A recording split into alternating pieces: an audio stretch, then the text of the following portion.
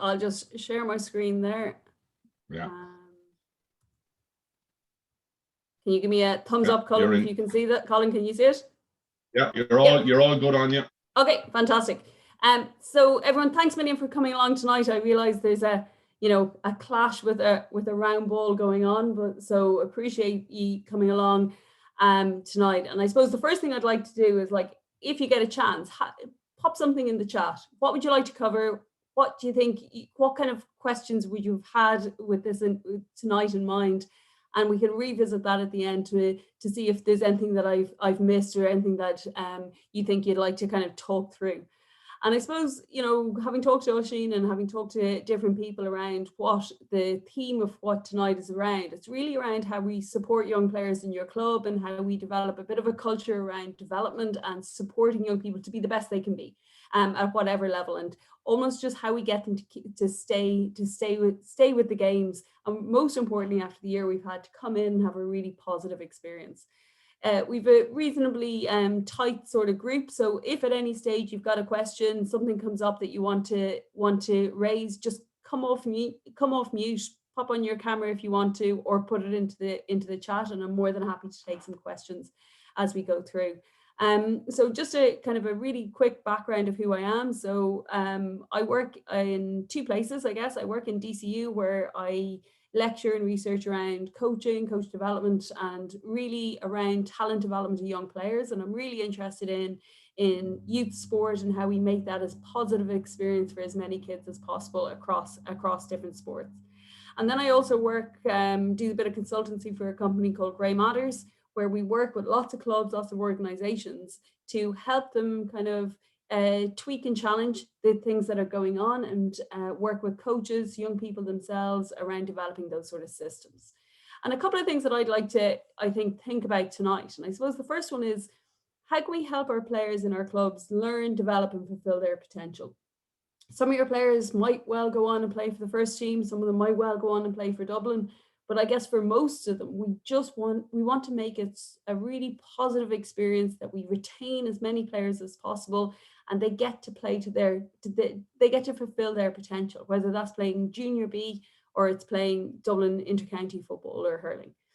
And then I think I'd like to have a chance to kind of reflect on what you're currently doing, or maybe what the club is currently doing, because undoubtedly there's some really fantastic stuff going on, and that there's 5 weeks of these webinars, and there's 20, 30, 40 people logging in every time. It's just a real reflection of the really proactive and positive experiences that you guys are giving the young players within your club. And I think that's a really important thing to say, because everything that I'll talk around tonight, all the work that we do and all the research we do, comes from going and talking to coaches like you guys who are doing good jobs. And we go and we work with coaches, and we learn from your practice as much as you learn from us. So I think it's a real recognition of the positive stuff that's going on in youth sport, and then our ability to kind of reflect on that and make it even better as well.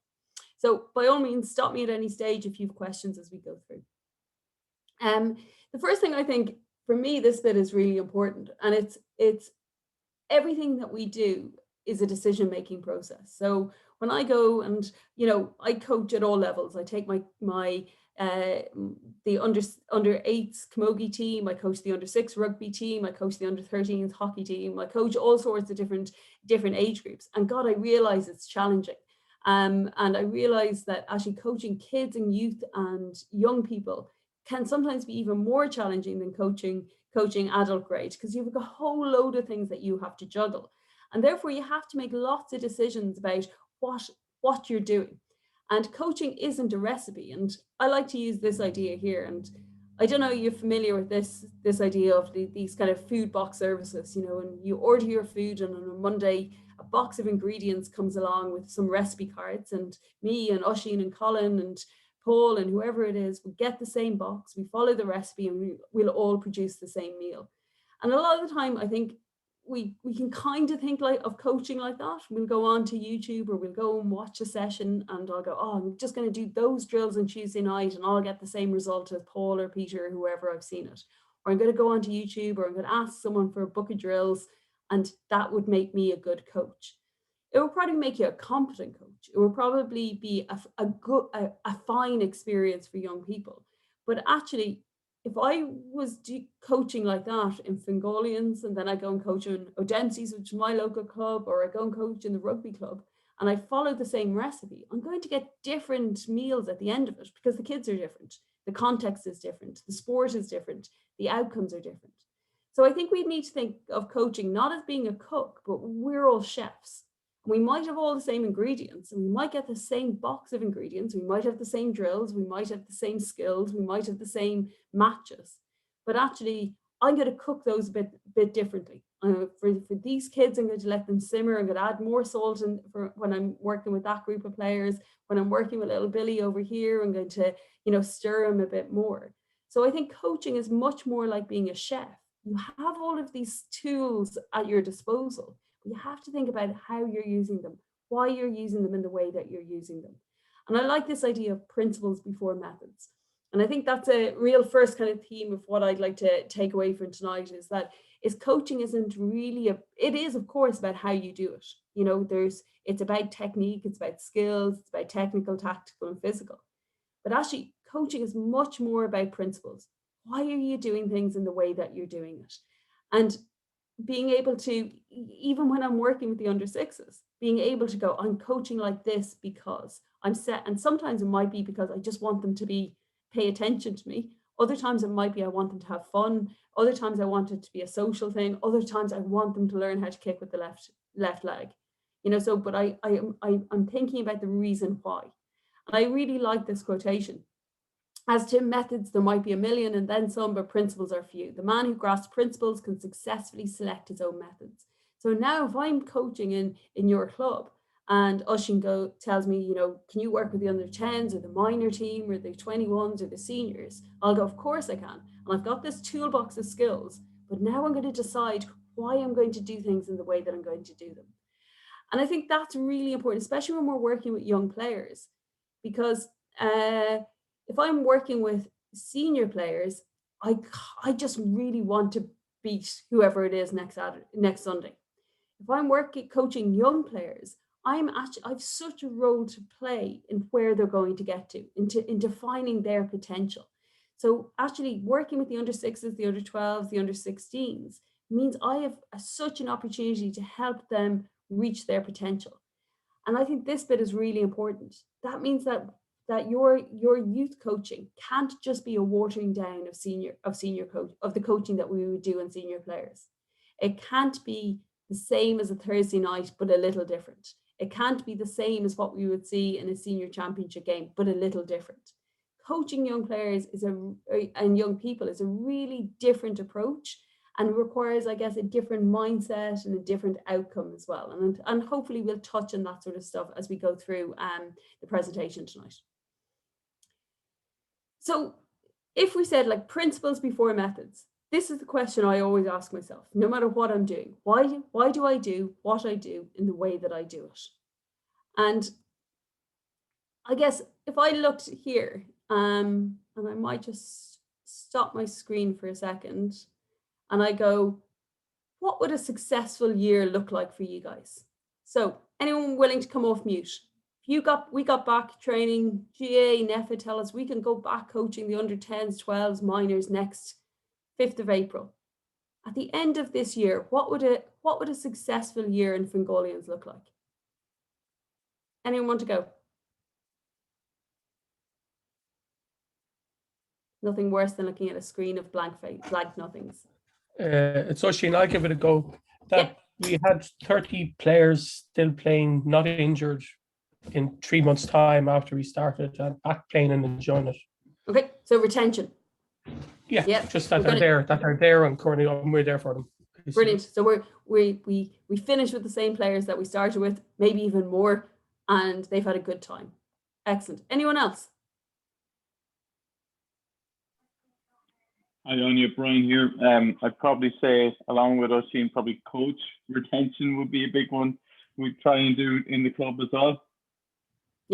Yep, brilliant. So you want it to be a positive place for the players. You want it to be a positive place for the coaches. Exactly. Yeah. When you come back from a match on a Sunday, what's the first question you're asked? when we come back from a match, How did you do? how did you do? Did you win? Yeah. Yeah. So the first question you're usually asked after a game is, did you win? And the second question is, by how much? And if you said no, you move on and you don't ask that question. So when we're working with young players, yeah, we can say, look, we're all around development. Like, it's about retention. It's about it being a positive experience. It's about being this, that, and the other. But actually, of course, that can be difficult, because often this other people and ourselves know that actually sport is also about competition, and there's championships there, and there's leagues there, and there's matches, etc. there. So there's often a balance that we have to strike between going, look, it's about retention and it's about development, but there's a tension there in terms of when a trophy is put in front of us, that can change our mindset somehow as well. It might be, I do a bit of work in a county, and they were telling us this story around, their development squads, and they had an under-14 development squad, and, all the chat was, it's all about development. It's all about retention. It's about getting players better for the future. It's about them becoming senior players in 6, 7, 10 years time, or whatever it is. They went down to play someone on February Sunday morning, and they got hockeyed off the pitch by the other county at under 14 level. They weren't 5 minutes up the road before the county chairman was on the phone going, what's going on, doing the post-mortem, worrying about the state of affairs at under 14. So on paper, it's all about development. It's all about long-termism. But sometimes, even at really young ages, we get pushed away from that because of competition. So it's only fair that we recognize that sort of reality, because that's going to influence why we do what we do in the way that we do it. And I think that's also important, because I'm from Limerick, so ignore the biased pictures on my slides. If you're here and you're the under 14 coach, or you're the under 10s coach, what are you doing? And I think what we're doing is we're preparing players for the game of the future, and we're preparing the player of the future. And look, if I looked back 20 years, that's what hurling looked like. Geez, they didn't even wear helmets. They definitely didn't have the sort of strength and conditioning. They didn't have the physique. They didn't have some of the technical or tactical stuff that we have now. Then I look at hurling in 2021, and it looks like this.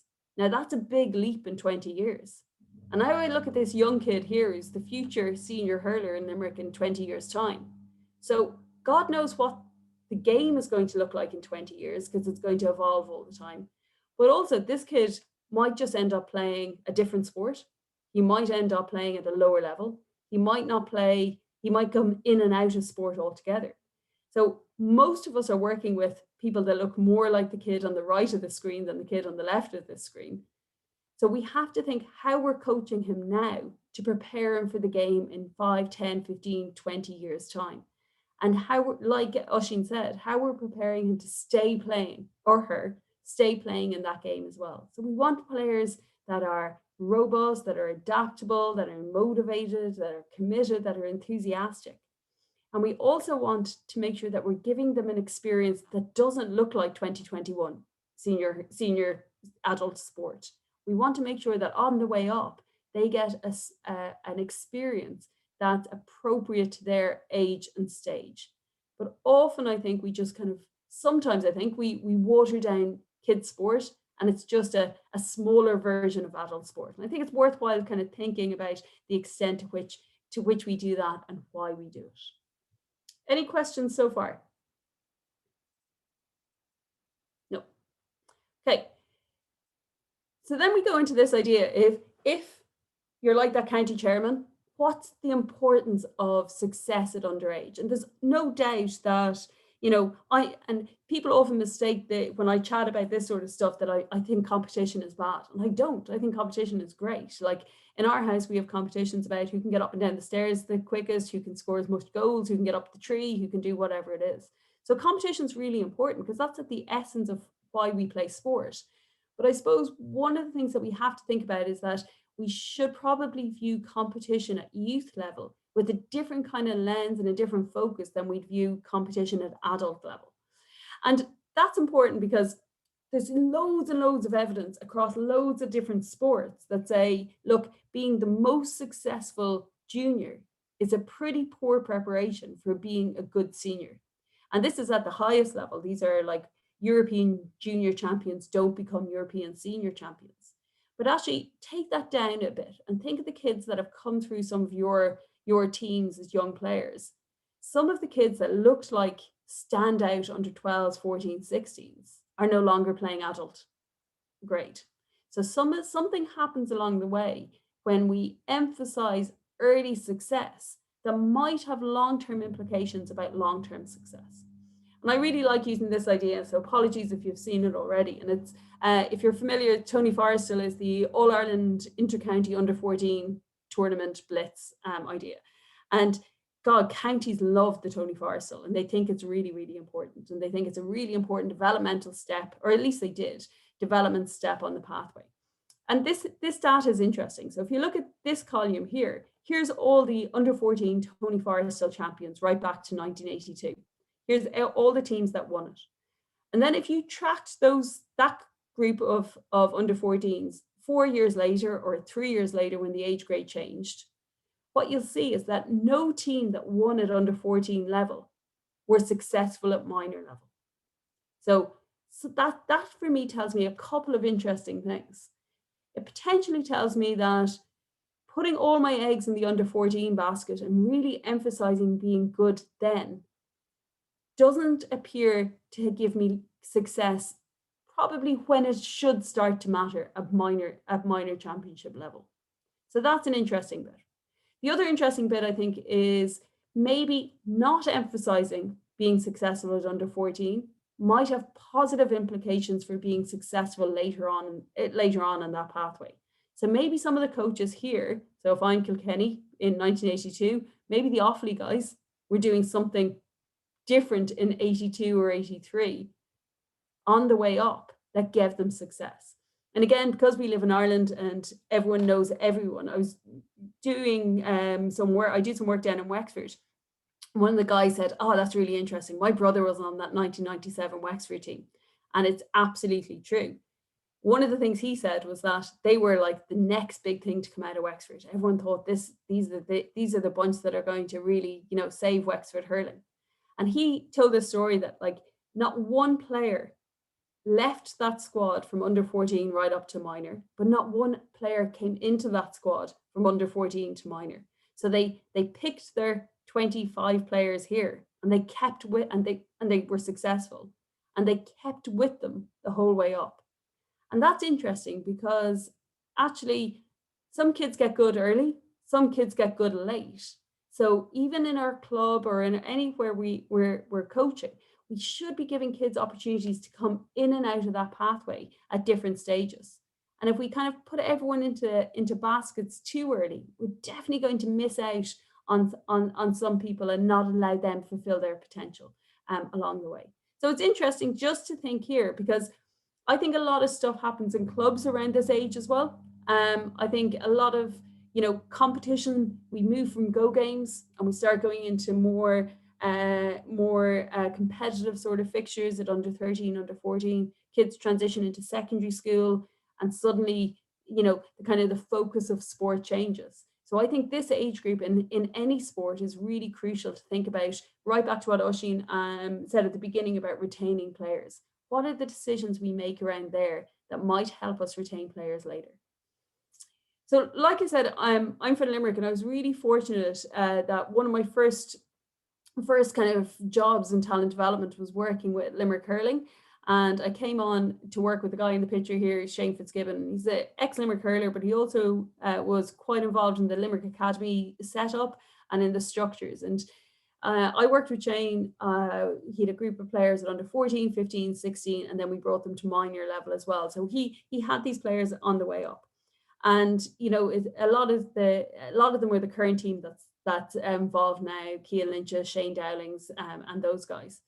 And it was interesting because when Limerick got to the All-Ireland, we were going up to the match and we happened to bump into Shane outside Crow Park, and we hadn't seen him for ages. We were having the chats, and my partner kind of said, isn't it such a shame? Like, Limerick are going to go and win today, and no one knows all the work that you guys did, setting up that stuff, working with those guys as young players, and they're going to win today, and no one's going to kind of give you guys any credit. And Shane, to his credit, looked at Damien and just as if he had two heads and just said, look, it's not about that. It was never about that when I was working with young players. It's about them going on, keeping playing, getting better, going on to work with other coaches and going up to lift the Liam McCarthy Cup as senior players. It doesn't matter if no one recognized our work, because that's what, for me, what youth sport is about. It's almost like there's a egolessness about it. There's a recognition that it's about a long-term agenda, and you mightn't always be there to get the plaudits. So in the hurling club my kids go to, I stay with the 6s and 8s and 10s, and someone else can go and do the failas and the whatever it is, and that's fine. But for me, it's about delayed gratification. It's about, in 10 years, are the group of kids I have at 6s, 8s still playing? Now, they won't be playing for me. They'll be playing for other coaches or other sports or other clubs. But hopefully the stuff that I do early doors with them in their introduction to sport gives them that really good kind of foundation to keep on going. And I think, this idea is it's about delayed gratification, and it's about having a long-term agenda. What you're doing in youth sport mightn't reflect well at you in that moment, but it should have a long-term payoff if you're doing the right thing at the right time. So that's important, because competition is a really integral part. And like, even coming out of COVID now, there's loads of kind of chat around going, how do we get back quickly? How do we get our competitions going? How are we going to fulfill fixtures? How are we going to do that? Even at youth level, there's this kind of drive to use competition. And look, I think that's really important. I think competition's a really good learning opportunity for young players if we use it properly. And I get competition can be a kind of a driver of development and participation. It can be like, I really want to get in the bus and I want to go with my buddies and I want to play the match and have the treats afterwards. Or it can be a derailer of it. It was such a miserable experience. I never want to come back and play again. And I really like to say the Dennis Bergkamp and IX Academy is probably seen as one of the best developmental environments in the world across sports. And he, even in that really competitive like soccer academy, he goes, look, sometimes you just make developmental decisions. Sometimes my strongest players will start in the bench. Sometimes I'll put my midfielders into defense. Sometimes I'll just tell people to kick with their left and force them to use certain skills. Because it doesn't matter if I lose today. I'm developing the skills in those players for tomorrow. So it's actually, I can use competition to support learning and development, to get put stuff into practice. Is that someone trying to jump in, or nope? On the other hand, though, there's loads of examples of how competition might be used to derail kids' participation. And this is a off the rails example of a school sports day in Wales, where the parents were bringing in video footage to show who came third in the three-legged race or whatever it is, because once there's a competition there, we can drive to win that. And you're all probably familiar with kind of how people try and get around kind of go game regulations or failure regulations, etc., to drive for that kind of outcome at the end. But for me, I think it's the really important bit is around thinking, how do we use competition as a way to help people get better? And that's the thing, I don't think I talk to any GAA club where questions about failure don't come up. Oh, this stuff is grand until we get to this stage, and then, we have to start thinking about our A's and our B's and, how we do in different competitions. And that's true, we do, but we have to recognize that there's going to be times where we're on top and we're not on top of the game. But I think it's really important that we use it with a youth sport lens in, rather than just an adultification of the competition. So I've thrown a lot of stuff there. I'm just going to whiz around. If anyone has got a question or a comment, jump out. And if not, I'll just keep moving. Nope. And I think that's really important, because for me, if I go, look, I'm coaching kids in Fingallians, I want to use competition as a way to support their development, then I'll approach competition with a developmental focus. I'll make sure the competition is fun. or maybe actually I'll ensure the competition is enjoyable.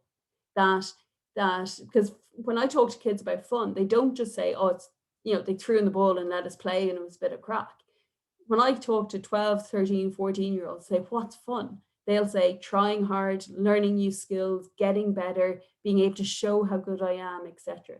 So how well do our competitions allow people to have that type of fun and enjoyment? I'd want competition that would allow me to have movement and perceived competence. So I want a chance to learn, I want a chance to practice, I want a chance to try and get better, to show how good I am at stuff. And we give that to kids by having lots of touches, lots of decisions, lots of actions. Small-sided games, chance to get on the ball, chance to make decisions without, people telling you what to do and what not to do. So how do we organize that to give them autonomy and give them independence? And I've seen some fantastic ideas, of coaches who are just so, it's almost like they do their work at the training sessions and then they get to the competition, they just let the kids try stuff out. And then on the flip side, I see some coaching and some parenting on the side where it's kind of like playing Xbox, and they're almost using a remote control to tell the players, go here, go there, pass the ball, do this, do that. And if I'm doing that, I'm probably not allowing kids develop the skills that they're going to need to stay in the game. It's very controlled and it's very linear in terms of what's going on. We probably want competition as well. This variability is really important. So if I'm your under 16 coach on the call and I go, that's great, but we go out and we play Clontarf for Raheny or something, and we want to win that game. And that'd be great. Of course you do. Some of those games we just want to go out and win because they're rivals, etc. And the kids want to do that. But it shouldn't be the same focus every week. It shouldn't be the same kind of outcome of the competition every week.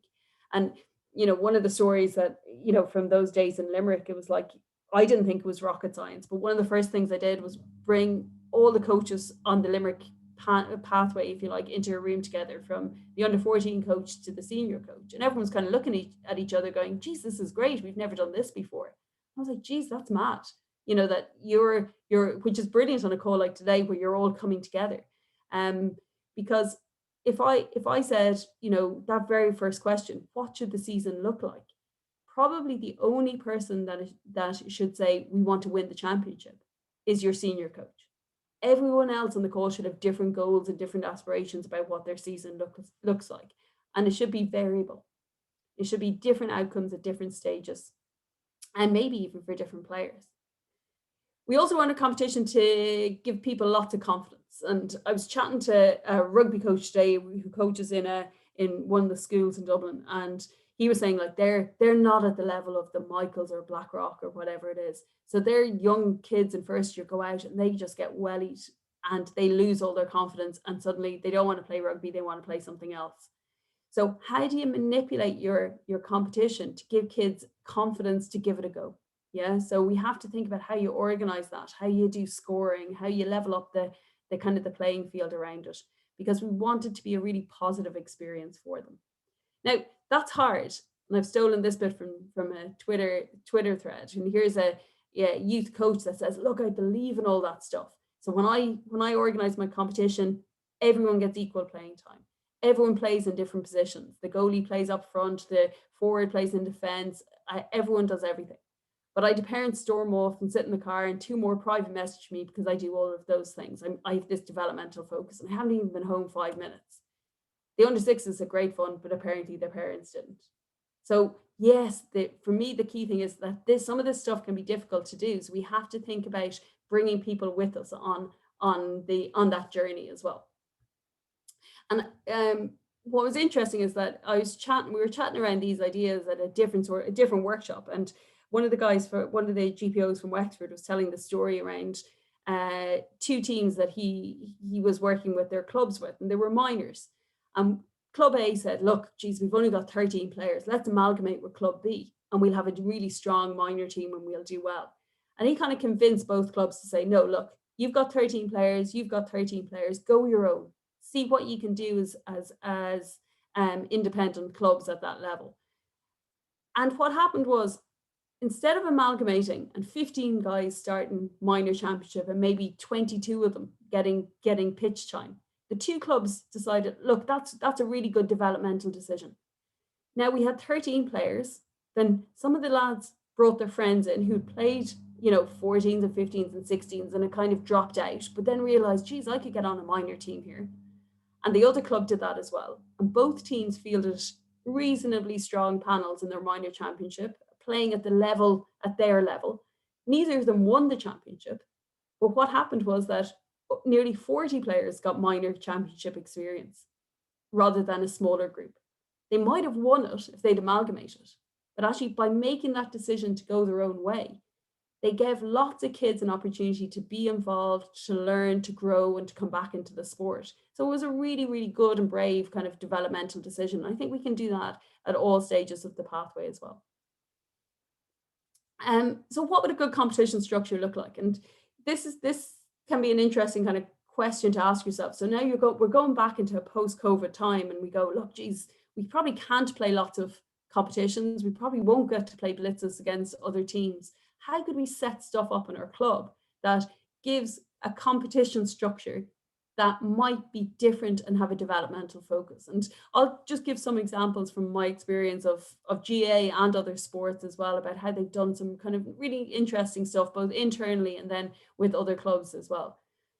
Stuff around like grouping my teams. So, you might well have an under 14 A, B and C team. You might have a minor A and B team.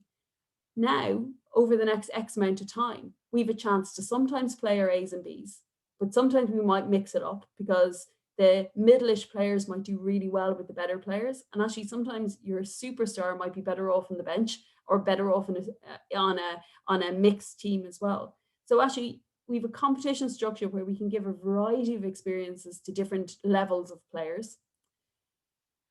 We might let the players take charge, so we might let players, do team talks, do tactics, do substitutions, do refereeing, decide the rules of the game, etc. Because actually, I think post-COVID, we've got an opportunity to do things differently. Now, that would develop a whole set of skills in your young players that would make them better players as well. So why would we always be telling them what to do? We might help them make good decisions, but we give them a chance to do that. We might, in one of the clubs that I'm just like a parent coach, and we have a really nice rule that goes, every kid starts a game, and that's right up to my under 18 level. So every kid starts a game at some stage during the year. So that means that sometimes our star player has to start in the bench. It sometimes means the kid who might know one end of the hurl from the other starts on the pitch because he's been turning up every week. And it's a philosophy in the club that goes, this is things we value. Kids value that. And so we have a principle that helps drive that. So who starts and who subs. We want to make sure that in competition, we give everyone meaningful time. And, everyone does, very few people will rock up and purposefully not give kids pitch time when they're playing competition. But if I just let little Áine go on for the last 3 minutes of the game, how is she ever going to get a chance to learn? How is she ever going to get a chance to develop? How is she ever going to get a chance to try out stuff? So what does meaningful pitch time look like at youth sport level? And it's probably enough time to learn and to make sure that we do that. We might have sports that have different formats, different rules and different outcomes. So maybe in the next 6 months, our competitions don't always look like traditional competitions. We might have small-sided games, we might have modified rules, we might have mixed teams, etc. And I think this last one is really interesting. It's like I live in Laois now, and I live in the side of Laois that don't play a lot of hurling. And we've got a camogie club who don't do, are really keen and enthusiastic, but we get beaten a lot and we get beaten by a lot. And one of the things that we started to do is go, look, Balacolla, you're going to come play us on Saturday. You're way stronger than us. How can we make this game even? How can we organize the competition on Saturday that you're still going to win and get the points? That's not even in question. But how can we make it more meaningful? How can we mix up the tactics or the teams or the refereeing, etc.? And some of that preparation has really served us well to give both teams, the team who are way better than us and the team and us, a much better developmental experience rather than just fulfilling the fixture around it. But it means we do have to communicate and kind of sell that message outwards as well. And I think this last one is really interesting. Again, I'm in our football club. I was down watching one day, and the under 14s, I think, girls were playing, and it was fantastic. There was about 40 of them. So there was 15 of them on the pitch and another 25 of them watching. And one of the coaches stepped in and he set up like 4 6-a-side games. So the match was happening on the pitch, but the 25 subs were probably having an even better experience in a mini blitz on the sideline. And that was a really good developmental experience. They were getting good coaching, they were getting good pitch time. They weren't on the match, but they were still involved in learning. So how well do we cater for the range of people that and the range of players that we have? So I think that's important because players stay because they stay in sport. If actual competence, they can do it. Perceived competence, they believe they can do it. They have give it a go-ness. They want to try, and they have confidence in their ability. And this idea, we want players to have stick-with-itness. So how do we give them the experiences to do that? And a lot happens from, like I said, from around 13 years of age. So a lot happens from kind of that transition into secondary school because the type of sport changes as well. So let me just come out of here for 1 second. Has anyone got any questions or anything so far?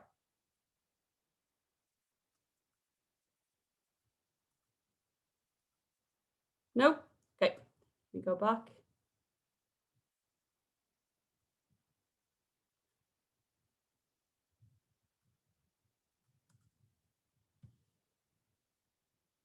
Oh.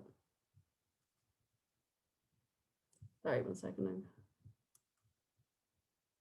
me go here. Can everyone see that? Sorry, I've just messed up my thing there. Can someone give me a yes if they can see my slides? Yeah, that's fine. Oh, perfect. Sorry, my computer just froze there for a second. And I suppose that's interesting because if we were sitting here as all the adult coaches, that's kind of easy because we're dealing with people and they look like they look now, but we're dealing with players who look differently now than they will do in 5, 10, 6 years because they grow, they get bigger, they change, etc. And that's interesting because it has an impact on who looks good early. So who would you pick for your under 14s? I'd pick number 14 probably. You know, why wouldn't you? I'd pick number 14, I'd give him the ball and he'd bury it and bury it and bury it. And I'd probably pick on number 14 if this mattered to me. Yeah, because that would give me that outcome to it. And that's interesting because there's an idea in sport called the relative age effect. And the relative age effect is, if you're a parent as well, it's interesting because it's the same in schools. It says that kids born in the first quarter of the year are more likely in sport to be identified as good, in school and to be identified as smart, than kids born in the fourth quarter of the year. And that's not because something miraculous happens 9 months before the 1st of January or whatever it is. It's because in sport, these first quarter kids are almost like a year older than these guys, which means they're bigger, they're stronger, they've had more opportunities, they're socially more mature, they're emotionally more mature. So if I go and look at who you would tell me are the best 13s, 14s, 15s in your club, I bet you they're relatively older than some of the others. You know, they're born in that kind of first quarter of the year. But what was interesting then is that we wanted to see what happened over time. So here's the kids on your first quarter kids and your under 14s. Now let's go into your senior team. And what we see is that actually there's a flip-flop of it. The relatively younger kids, there's less of them, but there's probably more likely to be more of them in your senior team. Anyone want to come off mic and give me an idea why they think that might be the case? Why do the relatively younger kids, why are they likely to do better? Áine, I think for me, it's largely because they will spend more time working on their skills. Yeah. I mean, I see this, regularly, young people at the age maybe 12, 13, 14, and they might be somewhat stiff and, because that's the way they're growing. Yeah. And they might not be as mobile as someone else at that age and get left somewhat behind. But if that person works on their skills at that age, that'll come through very, very quickly. And you'll probably see it coming through at 16 or 17, I would have thought even. Yeah, absolutely. And it's interesting because see this guy here, So back in that story I was saying about the Limerick team, we had a kid on the under 14s and 15s, and he looked like this. So he was one of these first quarter kids, and it was great because he gave us a lot of goals and he gave us a lot of trophies at under 14. He did the same at under 15. He did the same at under 16. And then we're standing on the side of a Crow Park All-Ireland semi-final, and the mentor is kind of going, do you know what? Bob never made it, did he? He looked like the real deal at 14 and 15 and 16, but look at him now. Because everyone had caught up with Bob, but he had got fairly shy coaching on the way up because they let him do the things he was good at as an under 14 and under 15 because he was big and strong and fast. When he got to older, like you were saying, Colin, and other people tried harder and worked harder, he hadn't the coaching or the skill set to make the most of his potential, because what he was good at, everyone else kind of was at his level with. And I think what happens to fourth quarter kids, the younger ones, is they're like this little kid here, and they're trying and they're battering, and if they stick with it, that will happen. They'll get knocked down, they'll try, but they'll come back and they'll hone their skills. And they're almost like they're the determined, stick with it, give it a go sort of kids. But it also means that if we're working with this guy who looks good early, we have to make sure that we coach him, remember, for the player of the future and for the game of the future. We don't just think about what he's good at right now. So for me, I'm really interested in how we coach some of those the kids who look good early, because we have to think about the long term and not just that short term kind of gain that player might get.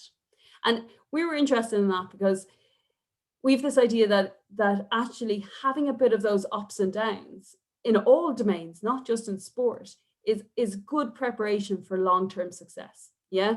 And we have this idea called the rocky road to success. And there's my kids. So they're my long-term development projects. And why I'm really interested in this sort of work is that unlikely they're going to go, and despite her picture in the middle, she's probably not going to go and play for Ireland, and she's probably not going to hurl for Laois, and she's probably not going to play hockey for Leinster.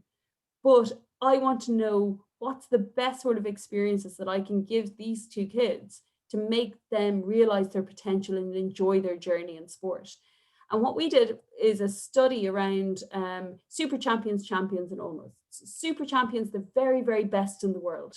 60 or more international caps, 5 or more world medals, in a GAA world, Dublin footballers.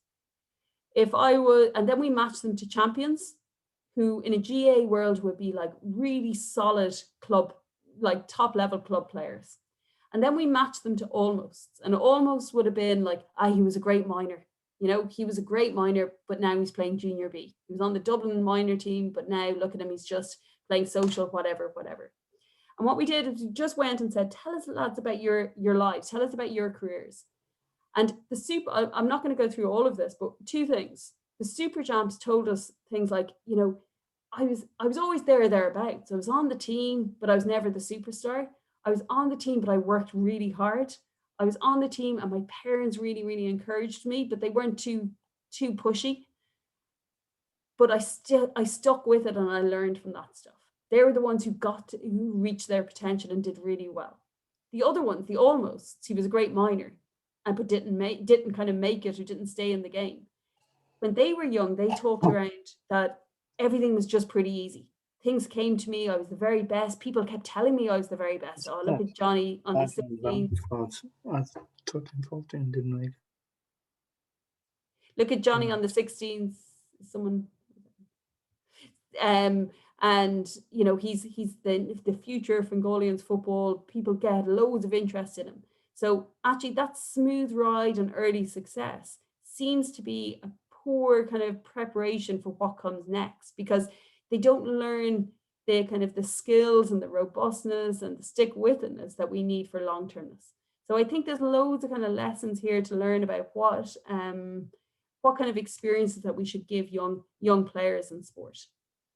And because of all of the stuff that I've just talked about, for the last kind of 4 or 5 years, I've been involved in Leinster GAA, and I'm sure people have come across the Turas program. That's their coaching pathway program. And you know, back to your primary school Irish, Turas is, you know, the idea of a journey. And what we're suggesting is that, you know, coaching players is a journey for both the player and the coach, and how what are the things that we need to do to support that journey. So what I'm going to talk about is a couple of those principles that Turas is built on. And it's really built on this idea that better coaches make better players. And for me, better kids coaches set players up for life. So actually, God, that long-term agenda and delayed gratification, if we can do the right thing early in your nursery, in your 14s, and your minors, you're just giving young players the license to do as well as they can and enjoy their sport. So I'll just talk a little bit around some of the principles that we have. And there's five ones, and they're all linked to one of the letters of Turas in the acronym. So the first one is that when we're coaching, we want the experience to be testing and challenging. All the players should be challenged to improve at their level. And that's hard. It'd be much easier if I was talking to a bunch of long jump coaches where you're just coaching one athlete usually. But that's hard because, you know, you'll be coaching the under 10s and there might be 30 kids there, from everyone from, you know, someone with aspirations to play for Dublin to someone who's just being dropped there as good babysitting. So how do we kind of individualize that approach? Then we want to make sure that the players at the center of the game. We want it to resemble the game, that it's games-based. We want all players involved all the time, lots of touches, lots of decisions. And we want it to be an enjoyable, developmentally appropriate and holistic GAA experience. And what I tend to do with Turas is that, you know, when I'm coaching, this is almost like the litmus test for whether it was a good session or not. So when I'm coming home in the car, I go, where was I on all of this stuff? Geez, I was pretty good at the games-based stuff. That was good. All the players were involved. That was fine. Testing and challenging, that's where I've fallen down in. And I use these principles to help me think about what went on in that session and how could I do it better the next time. So I'll just talk a bit about some of them, but do stop me as I go through.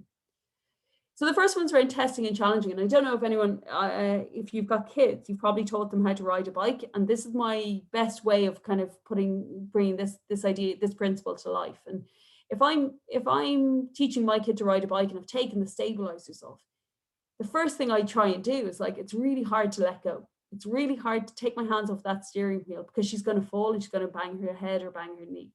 And that's kind of like coaching for me, is that coaching can often look really good if all the kids are lined up behind their cones and they're running from blue to red to yellow and they're striking the ball and they're coming back. And it looks nice and neat and they're doing some of the skills. But actually, are we testing and challenging them? Are we pushing them to improve and to take risks and to try stuff out? And that sort of coaching is kind of like just keeping the stabilizers on. So what we really want to do is that we want to give players freedom to fail, freedom to try stuff, and freedom to push past where they've already been. And it's kind of like, you know, it's taking your hands off your kid when they're riding the bike. The likelihood is they're going to fall. In a coaching sense, the likelihood is they're going to make mistakes. They're going to do stuff in a match. They're not, everything isn't going to come off like 100%. But actually, the only way we learn is by pushing ourselves and by having experiences that are testing, that are challenging, and that pushes outside our comfort zone. And if we do that as coaches, what we're giving players is the experience to test loads of skills, that to learn, to get better, to fail, to learn, to get better, and to fail, and to learn, to get better, and to fail. And you're giving them the experience to do that at their level. So it might be that in my session that I have lots of different activities that are pitched at different ability levels. So I'm not just coaching to the middle group in the middle. I'm making sure that everyone gets a chance to push past it. And I think this idea of a skate park is the best way to describe it. And I don't know if you've ever gone down to a skate park, it's the best way to learn about coaching. Because some people will say, oh, there's no coaches there and they're learning. But actually what's there is that there's loads of coaches. There's 4-year-old coaches and 14-year-old coaches and 40-year-old coaches. And they're all watching each other and they're learning and they're trying tricks and they're falling. And even they're doing video analysis, because you'll watch them and they're taking videos of each other doing tricks up and down the rails. And then they'll huddle around, look at the video, try stuff out, have a conversation, go again. And that's a really good coaching environment, because it's about trying to get to like this guy at the end. And this messiness and falling down, it looks messy, but it's actually really, it's how these people are, these players or these athletes are learning their skills. And it was interesting, I was chatting about this to a coach, and he said, you know, my young lad plays soccer, and I sometimes watch the soccer coaching with envy, because it's really organized. The coach has them lined up, everyone's listening to them, everyone's listening to him, and they're all doing as they're told. And I'm going, geez, I wish I could be a coach like that, because my sessions are a bit like the skate park. They're chaotic and there's balls going everywhere. And then he was kind of taken his back, because his 10-year-old came back and said, I don't want to go to soccer anymore. It's boring. I'm not learning anything. It's no crack. And it was kind of like a light bulb moment, because it was like, what does that organized session look like? It probably looks organized, and the coach and or the parents might think it's good. But actually, this sort of experience, kind of organized chaos with a purpose and a structure, is more of a appropriate environment for learning and development. Now, there has to be some structure to it. The other one is that we have to think that we have to understand that the player is at the center of the game. So if we think about coaching as about principles before methods, why do I do what I do in the way that I do it? How do I make decisions about what I coach, how I coach, and who I coach? And again, I'll just draw your attention to this. It was a letter that was in the Limerick Leader maybe a year ago, maybe 2 years ago now, and it just struck such a chord with me. And it was a letter from a 13-year-old boy about why he's given up hurling. And he talks about in this letter that, look, he knew he'd never play for Limerick, but he just wanted to play for his club. He just wanted to play for his school. And he went all the time. He tried as hard as he could. And he knew he was never going to be the star. But when the matches started coming along, he was on the sideline. And he was getting really upset, really wanted to get on, but kept sticking with it because he just loved it. And he gave up, and then he was kind of talked into coming back to play again. And he went back to a few sessions, and then there was a match that was coming up. And he really, in the letter, talked around his perception that there was a win at all costs mentality, and the coach didn't really care who they upset, because they were just focused on that. And it was a big game for the club, and he was told he wasn't going to play. The team was called out. The 15 guys who were going to play that match were called out, and it wasn't him. And there was younger players, there's players from the age group below him that were picked on that team. And I think just the heartbreaking thing in that letter was that, you know, that was the last, that I just gave up hurling. I didn't want to see myself like that anymore. I was too upset, and I was still really down. I just didn't want to be it anymore. And I think that for me, the bit is, if we do the right developmental thing, it isn't that we're jeopardizing long-term success. If we do the right developmental thing and put the player at the center of the game, it's a win-win outcome. We're going to get more players with high potential winning trophies. And we're going to get players, you know, that are going to play Gaelic for mothers, or social hurling or football, or just being involved in our club. If we do the wrong developmental thing, we might get some success, but we won't have a deep base of players to pull from, and we won't have a kind of a rich kind of club to be involved with. So I think doing the right developmental thing early gives you long-term success every which way. And I really like this idea. I'd hate to be somebody's last coach. I'd hate a player at the end, you know, when they looked back and when they played sport and said, geez, yeah, I played hockey, and Áine was my last coach at under 14s. And I never played after that. God, I want to make sure that every kid that passes through me gets a really positive experience, that they go on and play at the next age, or in the next sport, or in the next environment. And I think that's a really nice mantra is the wrong word, but a nice litmus test to think about. And then we want it to be player-centered. We want to make sure that players have the skills to play and stay in the game. You know, simple ideas. I can't catch, won't play, and I can't strike, won't play. I was watching a girls' camogie session last season, and you know, they were practicing fielding a high ball under pressure, and I had to have a chat afterwards, going, look, the girls can't catch the ball. You know, how are they going to do it with hurls flying at them? So we have to make sure that young players from, you know, all the way up, we work on the fundamentals. We work on, you know, their fundamental skills, because that's the thing that gives them the confidence to play. If I don't have confidence in my ability, especially when I get to the teenage years where, you know, I don't want to be shown up as not very good. That's when I'm going to drop out. So early on with our youngest age groups, that we really make sure that they have the skills to be confident and competent in our sports is the best foundation for long-term success or long-term participation, sorry. And then the third principle is that our coaching should, and our coaching environment should resemble the game. So the things that we do within our sessions don't always have to be the game, but they should be adding up to be part of the game. And I think the first thing is that kids aren't mini adults. So our coaching session with our under 14s shouldn't necessarily look like what the senior session looks like. It might have elements to it, but it should be reflective of what their needs and their experiences demand. And we should start with the end in mind. You know, what would I like the players to get at the end of it? Geez, you know, most of us rock up to training because we want to play a game. So let's start with the game, and then let's cleverly do some skill stuff. Maybe let's cleverly do some fitness stuff. Then let's play more game with this sort of purpose and this sort of goal in mind. So we want multiple types of activities within our coaching. You know, we wanted small-sided games, all players involved as much as possible, lots of actions, lots of touches. We want mixing of teams. We want skill sessions. We want debriefing for me is really important. Like, you know, like I said, I coach the nursery kids, and, you know, after every session we have realistic performance evaluations, which is a fancy word for the 5-year-olds telling me 2 things I did well and 2 things I did badly, and one bit of homework for next week. But it's giving them a chance to have a bit of a voice and get involved and decide what's important for them. We get player engagement. We've lots of social stuff. So how do we organize, you know, the session that there's a bit of chat, there's a bit of banter, there's a bit of, you know, away games, there's kit, there's all the other things that kids want to be involved in sport for. And we make sure that the context is important.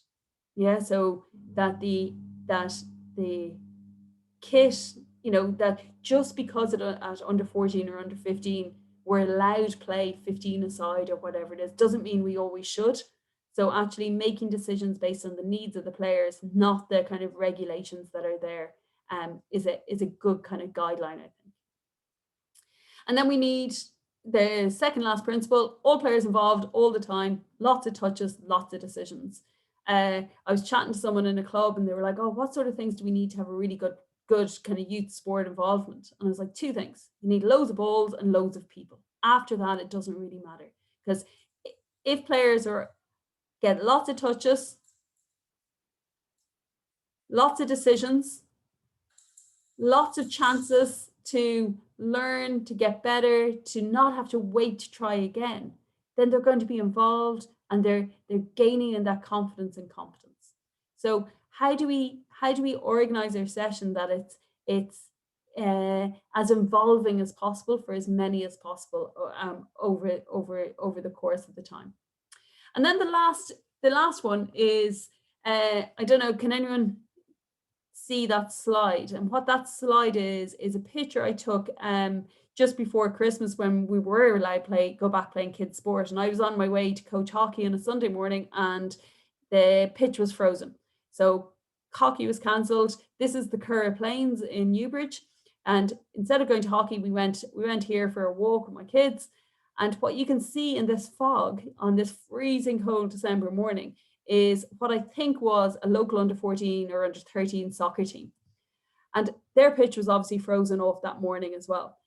And I watched this coaching session for maybe 25 minutes. And what it was this group of kids were doing hill repeat sprints on the Curragh Plains.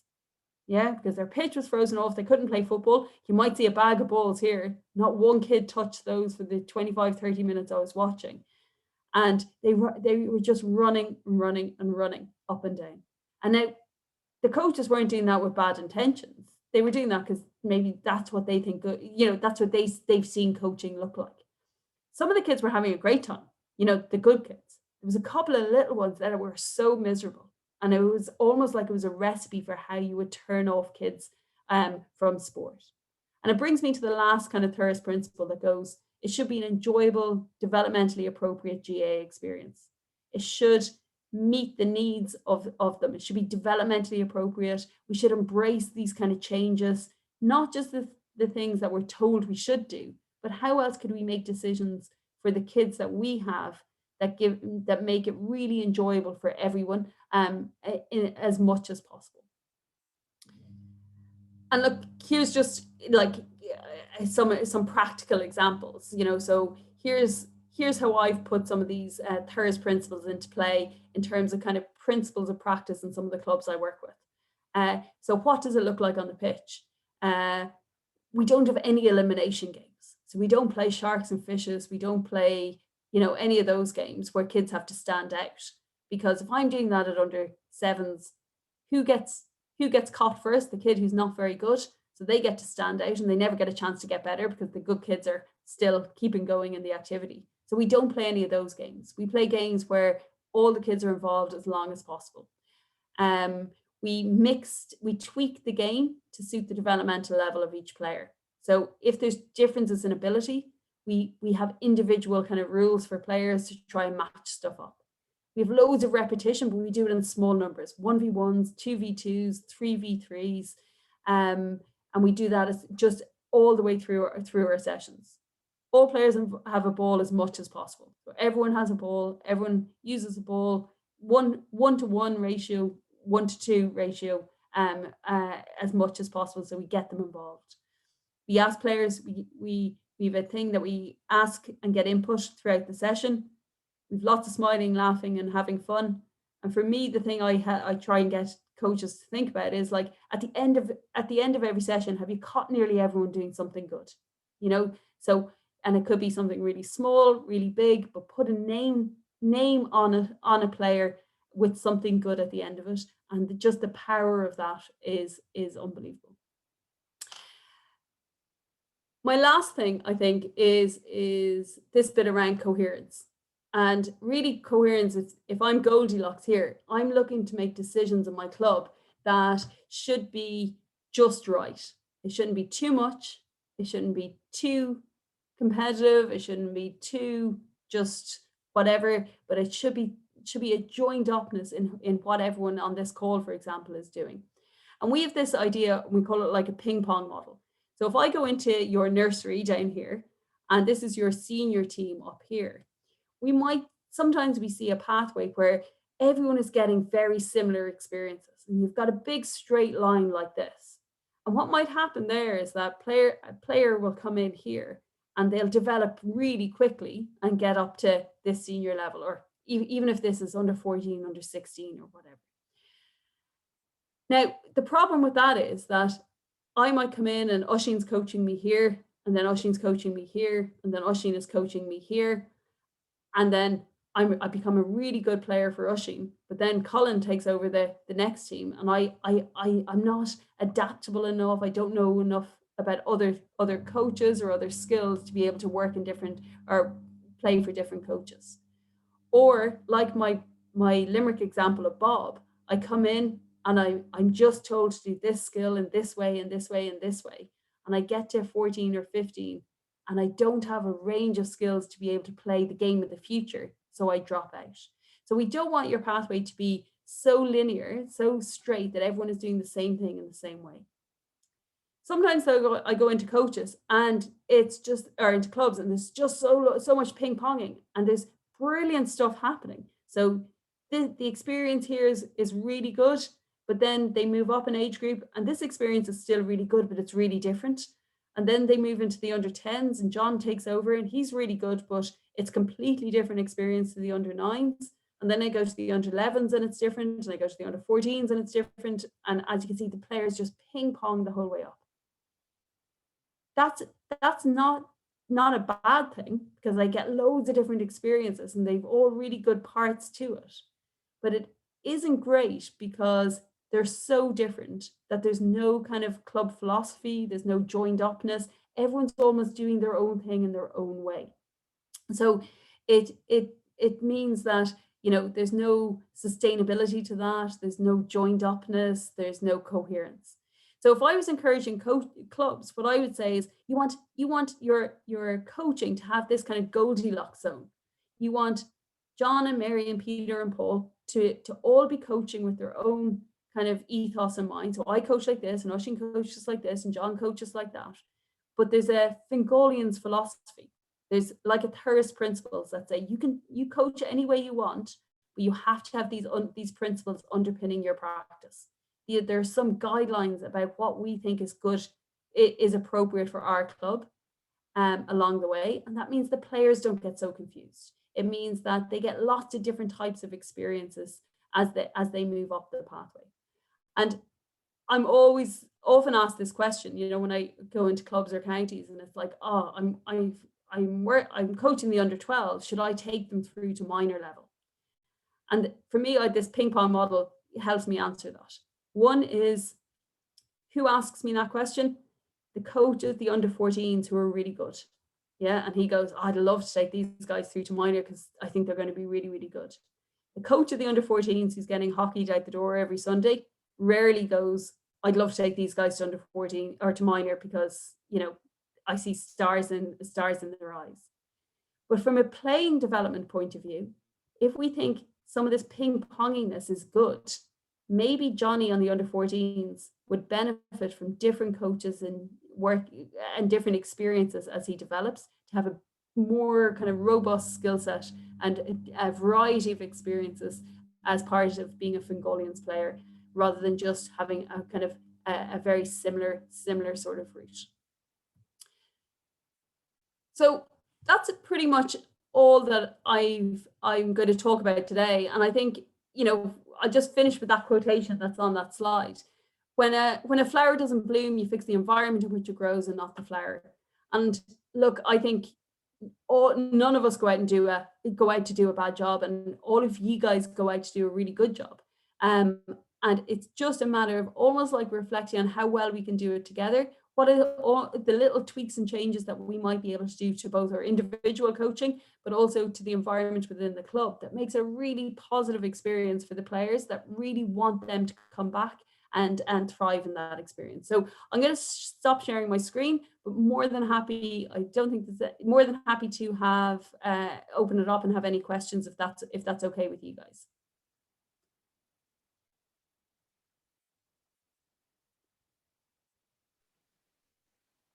Sorry, Áine, it's Oisín again. Just I do have a question about how you were saying about the players who have a rough time as such tend to be the ones that are better. Yeah. So is it a case of, is the corollary that do you try and make it not quite a rough time, but how do you make it so that the players who aren't having a rough time have a rough time, if you know what I mean? Yeah, it's a great point. So we would have, and it's not necessarily a rough time, it's about we would have an idea that we would put the bumps in the road. So you've got a star under 15 player, and he's the best kid in your club.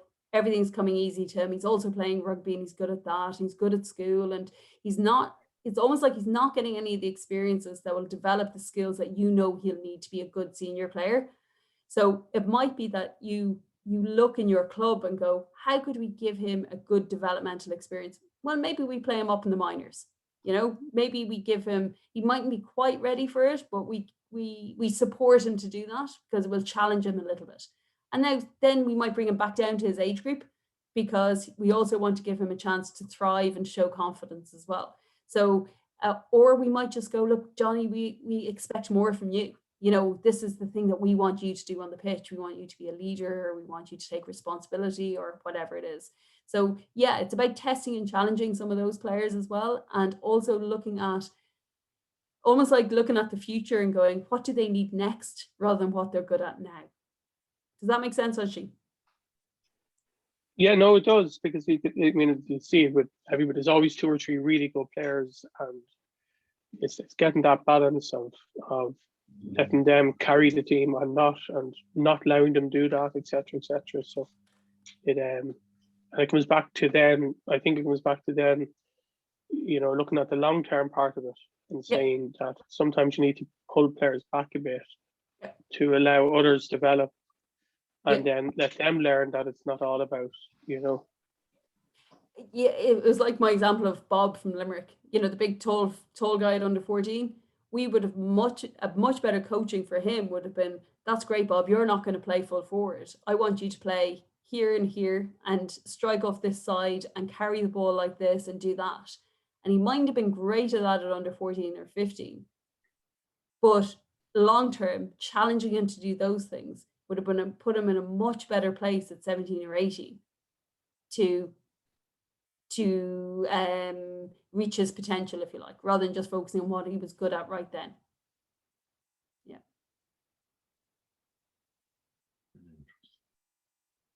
If you're shy, do by all means put it into the chat box. But if there's no questions, Sorry, Áine, can I come in there? yeah, of course you can. Yeah, it's Richie Herity is my name. I manage under 8 boys and girls. I'm also coach in the nursery. So That's the hardest job in the club, Richie. it's actually very enjoyable as well. So yeah, it's brilliant. I wouldn't agree. I just want to ask you about what your opinion on streaming is, because it's something that's coming close to us. Yeah. I don't sit in the fence, but I do say it depends. I think I wouldn't necessarily. I wouldn't stream it under 8s. I wouldn't stream it under 10s. I would give a blend of experiences to the players, because what you're doing at that age is, you know, why do kids stay involved? They stay involved to be with their buddies. They stay involved for social stuff. They don't really have a peer comparison stuff yet. And like sometimes, you know, it's adult driven, that sort of idea. You know, I think, you know, grouping kids by hair color might be as suitable as grouping them by ability at that age. And even when you get older, it might be that, look, there's logistical reasons why I definitely go A, B's and C's, but actually within the club, I might also have flexible parts to my coaching and training that we mix that up on occasion as well. Very good. Just from my own experience, so like we would always finish training off with a 4-a-side or maybe a 3-a-side match. And just there's been a couple of times I just noticed kids, they're not getting a touch, and you're doing your best to make sure they get a touch. Yeah. And the longer they go without getting a touch, you see them backing away and backing away. So I'd often say to myself, geez, I wonder, now I wouldn't stream it under 8, but I think the club policy is under 9. But I often say to myself, like, would this child be better off playing with kids' own ability? Yeah. And there's you, Richie, as the decision maker, isn't it? Because you'll be watching that and go, Paul Peters, you come over here and put on a bib. It's very difficult. But the other thing then as well, like taking boys or girls away from their friends, like to come down in a group of 3 or 4. Yeah. And obviously if they're not messers, you'll keep them together. But yeah. There's difficult decisions to be made around streaming. Yeah, and also if you're streaming at under 8s and under 9s, who looks good? You know, the older kids look good. The kids probably with older siblings look good. The kids, you know, so your street, just what I would caution you against is the repercussions of doing that, right? And I don't think streaming is bad, if it is a bad call, as long as the experience that the B's, C's and D's are getting is as good, if not better, than the A's. I suppose the important thing as well is not to forget the other streams. Like if you have obviously you have an A stream and 6 or 7 streams, not to forget them, which I wouldn't do, like, you know. Yeah, and that's the thing. It's like, you know, it's almost like where you're putting your resources as well. You know, so it's the, you know, that it's just a way of organizing. If it's just a way of organizing it, then the you know, making sure that the coaching, the competitions, the pitches they get, whatever it is, you know, is as good. And it's also that it's fluid. So it might be that you do that and then you change the streams every month, or you change them every 2 months, you know, because people will get better, etc., etc. Very good, yeah. And just kind of comment on something else you said there. Yeah. I like what you said there about the subs. I think you said there was 20 subs standing on the sideline. Because I actually done the child welfare course maybe 2 years ago, and I brought it up. But it's a pet hate of mine. I go watch juvenile matches, and you have 5-10 kids standing on the sideline, no tracksuits on, they're freezing cold, and you can just see them losing interest as time goes on. It's just something that annoys me, and it's something I definitely will do myself. Yeah, and I've seen a really nice examples, Richie, of like I'm going up. So I coach the nursery, you coach the nursery. Let's play a blitz. How many players do you? Or when we're under 14s, okay, we've this. How many subs do you have? Oh, we've got 10. You've got 8. Oh, great, 18. Let's play 9 aside. So now that let's not have any subs. So it's that part of how do we give them all a good experience? Because geez, I'd get pissed off if I was standing on the side and with no tracksuit on, freezing cold. So yeah. As well, adult level as well. Like I remember last year I went to our third team playing junior championship. There's about 30 players talked out. Yeah. And I suppose championship you can't really, but it happens in league matches as well. Yeah. You nearly want to talk to the other manager and go, here, listen, we'll just play everyone. Yeah. And especially like roll on, roll off. Roll on, roll off, or even at juvenile level, let's play how many matches can we play? And even if it's not part of the structure or the league or whatever, let's think about how we could use this as a really good experience rather than just fulfilling the fixture sort of thing. That's my pet hate. Yeah, no, very good. Now listen, I enjoyed that now. Thank you. No worries. Thanks. Sorry, only just one thing about streaming there. I think it's a shame. I just think it's important that a lot of the focus is on streaming players up. And it's also, you need to look at players who might, even if they kind of belong, for want of a better word, on the 18 or best player, they need to get into their heads that they can also go to the B team or C team. Yeah. That it's not all, because I've found that where you have players who have always been on the 18, and then suddenly it's really hard, or 8, 9, 10, 11, and then suddenly it's really hard for them not to be. Yeah. Because it's allowed, they've been allowed not to be. So like you said there, maybe once or twice, even once every month or 2 months, even if it's symbolic, yeah, just to move them down a level or do something just so that they realize that I'm not a fixture on here. Yeah, absolutely. Like, think of that hit to your ego as a 13, 14-year-old as well. That, if you're, what that means to be moved down. And I think it's just being a bit clever around how your organization of it as well. It's kind of like that Wexford example in the Forrestal. You don't want the same A team at under 14, the same 15 kids at under 15. You want people coming in and out of that as you move through the ages. Yeah. Sorry, Oisin, can I come in again there? It's Vichy Harity again. Sorry, Oisin. I know a lot of the teams. I've been talking to the managers, and in fairness, they do the 2 up, 2 down, and they do it weekly. Yeah. You probably know it yourself. And I know some teams, so the managers I talk to, it's well communicated with the child and the parents. Yeah. And at the end of the day, I suppose it's down to the parent then how they deal with it at home. You'd hope that they'd have a chat with the child and push them. Listen, you're down only for maybe this week or the next week, but show them what you're made of, But Richie, isn't it all? It's all about how it's communicated. It's. I think the most important thing at those younger ages is if we can challenge them for the skills acquisition and constantly take them out of comfort zones, and putting them, let's say, asking them to go and play with the second team or whatever it is also taking the kid out of the comfort zone, and it depends how we react to that, and you learn from it. It's probably a bit of tough love as well, but it wouldn't be doing it too young now, but it's probably a bit of tough love. Yeah. Really thought-provoking though. Very, very good. Áine, just a quick question here, Dominic here. Just how to deal with kids with special needs as they get older, they're not developing, and how to bring them along and develop them, and also to progress the rest of the team as well. Yeah, it's a great question, and to be honest, not necessarily some of my expertise, but I do think it goes into that idea around that individualized approach as well, and that's really hard in a team sport, because there's such a variety of abilities, but also interests, around why they're involved as well.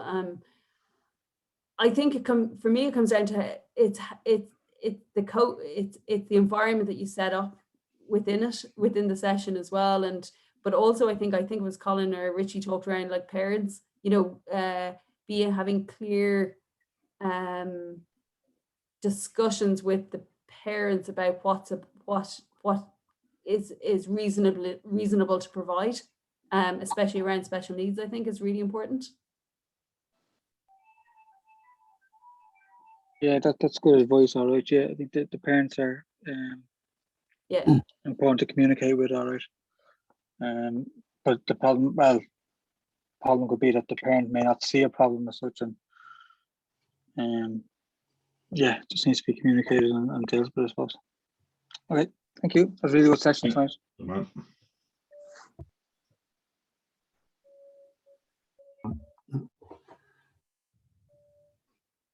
Áine, you were just saying about players getting game time and all that, okay? And I think it's been brilliant what Dublin Ladies Board have done now in the last 2 years. They've made their cup competitions roll on, roll off subs, even at senior level, which means they're not losing the players. You know, when a player gets brought up to a senior panel, they don't get a game, and all of a sudden, especially in ladies football, they all walk away. And it's working out brilliant now with this roll on, roll off. Yeah, absolutely. And like a couple of years ago, I was involved in some LGFA stuff where we were trying to change some of the inter-county stuff as well at youth level, at underage level, and just to have some of those modifications to the rules, just to change that experience, you know, so that you're given license to make some of those decisions. And I think it's really important because it's that player at the center, isn't it? You're making these decisions to improve that experience for them. Yeah. And it's also makes it a learning experience as well, because as a coach, then you get the opportunity in roll on, roll off, for example, to coach when they come off and then get a chance to go back on and try something rather than having to wait another week to get a go again. So true. Yeah, it's a very good point, Derek. And maybe, hopefully, it could be brought in even into the men's game, because as Richie said there, you could have 10, 15 subs. You're allowed 5. Used to be allowed 6, now it's back to 5. And there's lads won't get a game at all, and they just walk away. They go playing soccer, or they go to some other sports, you know? Yeah, absolutely. Absolutely. I just mentioned that game again. So I was over watching that 13 championship match, and I went extra time and were beaten by a point, I think.